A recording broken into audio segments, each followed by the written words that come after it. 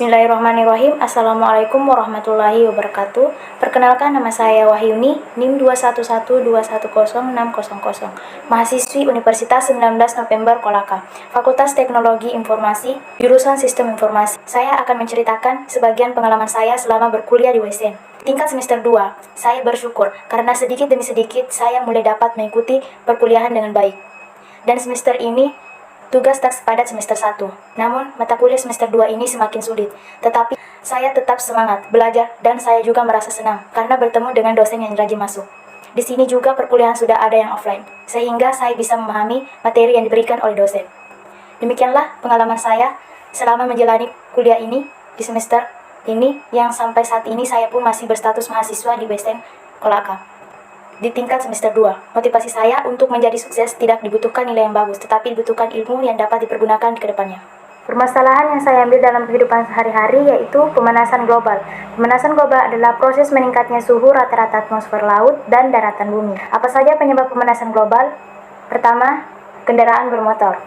Jumlah kendaraan bermotor selalu bertambah setiap tahunnya. Kendaraan bermotor menghasilkan gas monoksida dan gas karbon dioksida yang menyebabkan efek rumah kaca.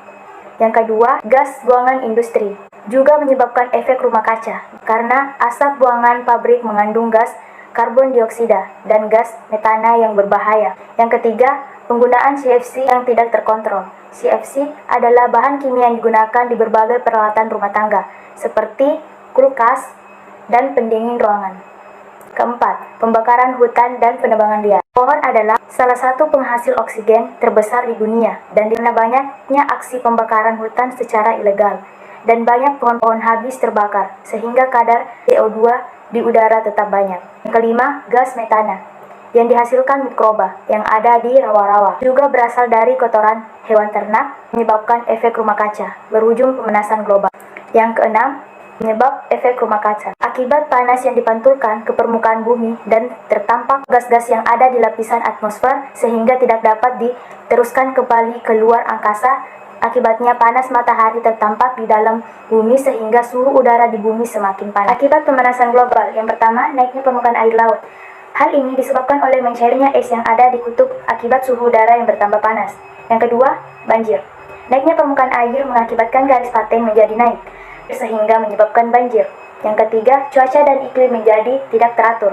Contohnya, musim kemarau berkepanjangan dan hujan terus-menerus dan badai salju yang bertambah ekstrim. Yang keempat, beberapa spesies hewan menjadi punah karena kehilangan tempat tinggalnya. Contohnya, penguin dan beruang kutub yang hilang tempat tinggalnya karena melelehnya es di kutub utara, dan orangutan akibat pembakaran hutan. Solusi pemanasan global yang berhubungan dengan teknologi. Bagaimana teknologi digital dapat membantu kita dalam menurunkan dampak pemanasan global?